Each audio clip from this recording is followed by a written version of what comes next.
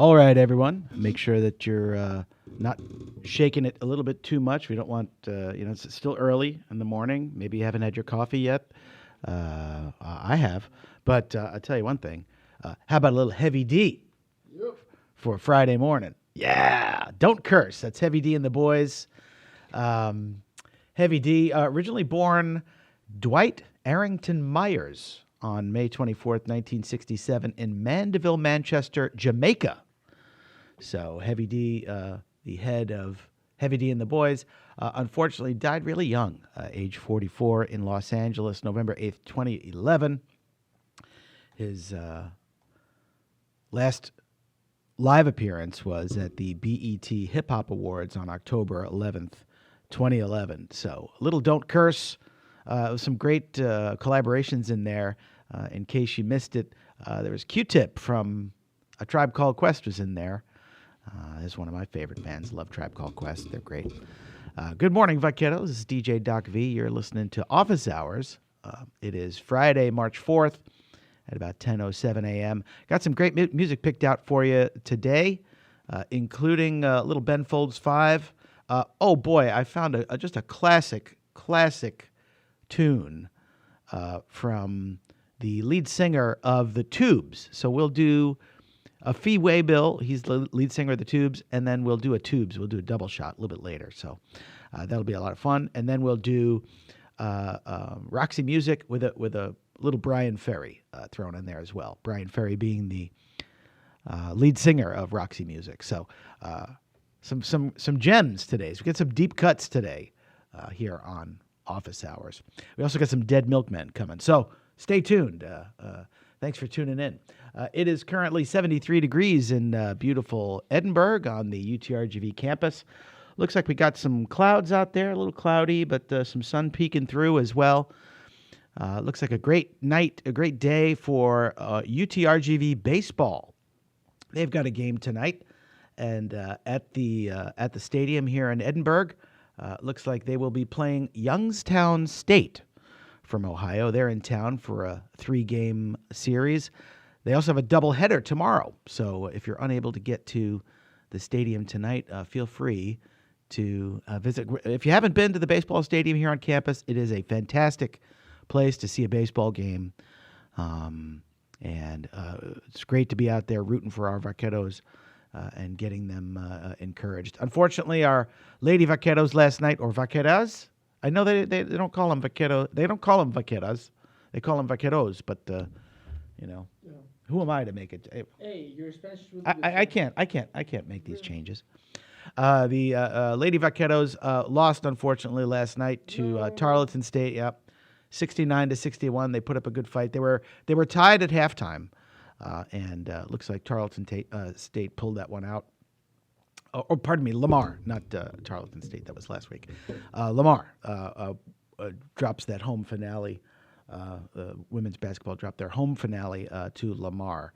That was last night, March 3rd. So that's okay, ladies. Keep fighting. We're with you. We're in your corner. So got a great poem picked out from Gallery Magazine, this time from the 2020 edition. And we'll do This Day in History at the bottom of the hour.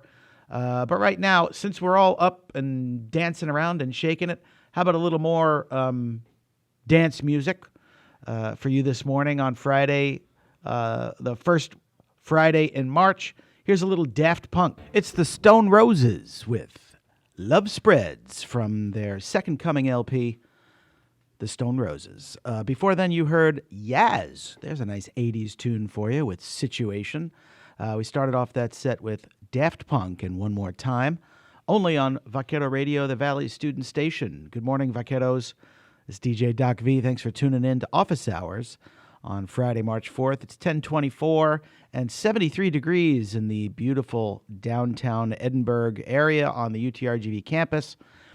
Thanks for tuning in to Office Hours. Hopefully you're listening to us on the Radio FX app. Remember, you can get that smartphone app. It's free.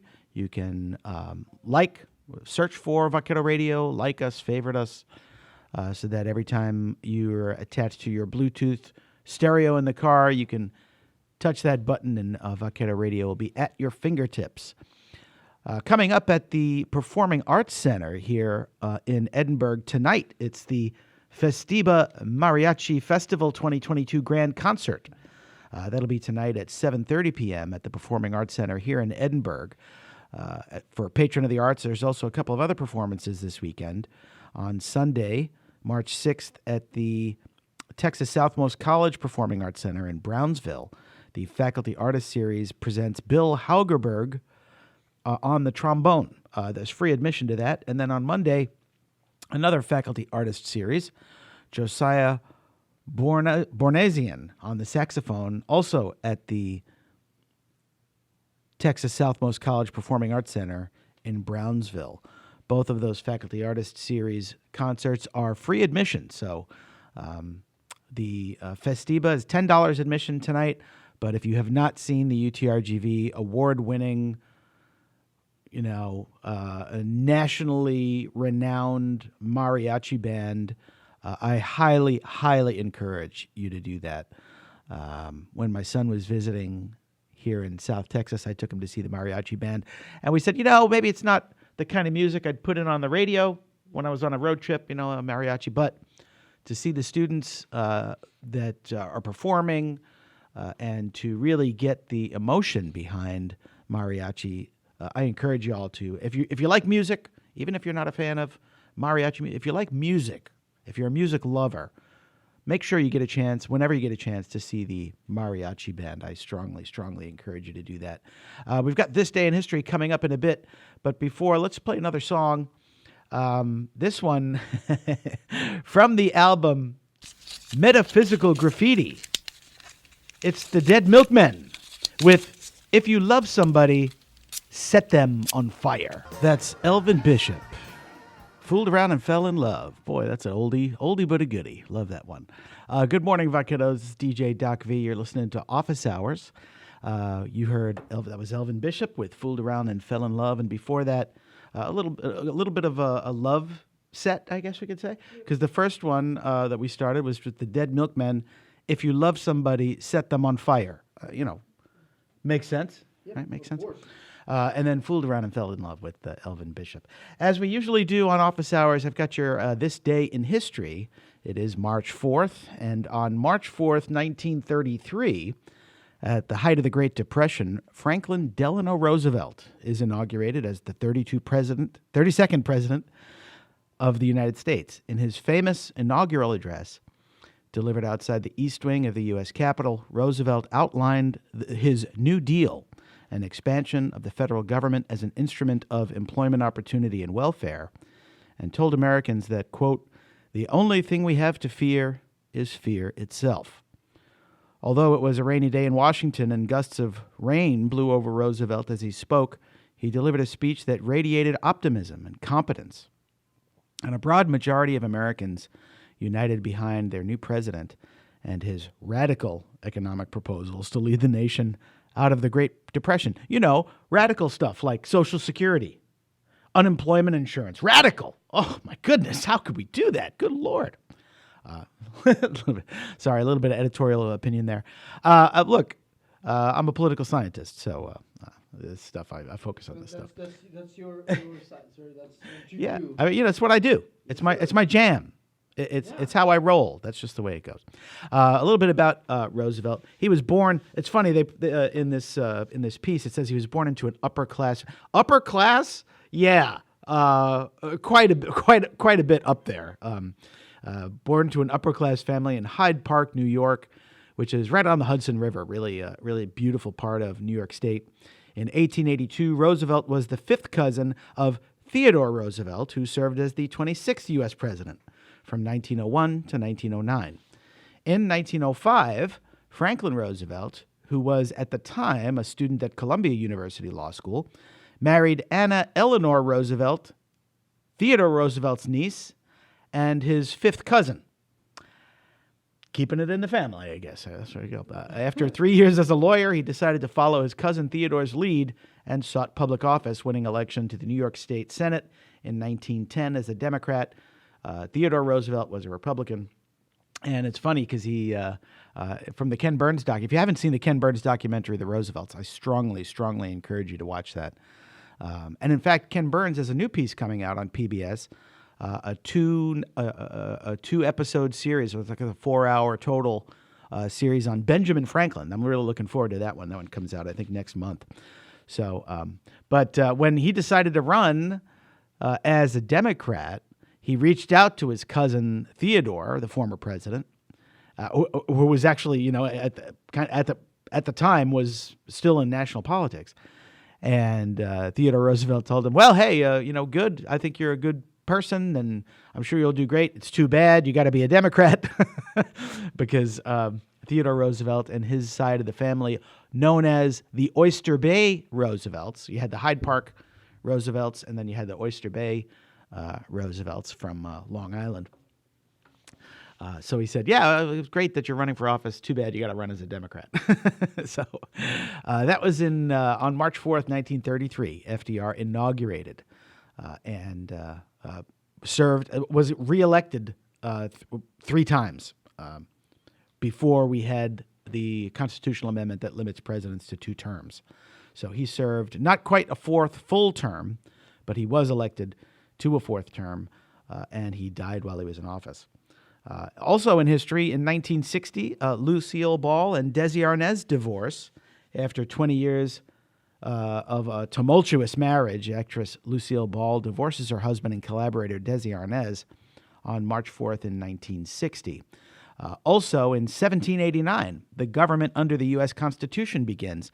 For those of you that may have taken my class, you know that the first founding, we were operating under the Articles of Confederation. And that governmental structure was not working for the nascent country. So they drafted a new constitution, and it was rolled out in 1789. 2 years later, in 1791, the Bill of Rights was passed. But on this day in 1789, the first session of the U.S. Congress is held in New York City as the U.S. Constitution takes effect. In 1952, the late President Ronald Reagan married Nancy Davis, who Nancy Reagan and her Just Say No campaign in the 1980s, they were married on this day in 1952. In 1829, Andrew Jackson, a lot of presidential history happened on this day in history. Andrew Jackson holds an open house at the White House. These days, to get into the White House and even visit it, you got to go through big, security checks and all this other stuff. In 1829, they just had it was basically a big rave at the White House, rolling in the beer, rolling in the liquor, food, people jumping in windows. It was bananas, right? But on March 4th, 1829, Andrew Jackson upholds an inaugural tradition begun by Thomas Jefferson and holds an open house at the White House. After his swearing-in ceremony and address to Congress, the new president returned to the White House to meet and greet a flock of people who wanted to celebrate his inauguration to the presidency. Remember, he had run in 1824, and that election was decided by the House of Representatives because no candidate won a majority of the electoral votes, and they selected John Quincy Adams to serve as president in 1824. Jackson came back in 1828 to win the presidency on his own. Also in history, finally here in 1994, on this day in history, the larger-than-life comedic star John Candy dies suddenly of a heart attack at the age of 43. Oh, God. 43, my goodness. At the time of his death, he was living near Durango, Mexico, while filming Wagons East, a Western comedy co-starring the comedian Richard Lewis. That was this day in 1994. The actor and larger-than-life comedic star John Candy dies. So that's your This Day in History. Thanks for tuning in, Vaqueros. This is DJ Doc V. You're listening to Office Hours. It is 75 degrees here in Edinburgh on the beautiful UTRGV campus. Let's get back to the music. And right now, as promised, here's a little Fee Waybill with Saved My Life, only on Vaquero Radio, the Valley's student station. That's Brian Ferry with Slave to Love. The lead singer of Roxy Music, that was Brian Ferry in his solo career from the Bright Lights Big City soundtrack.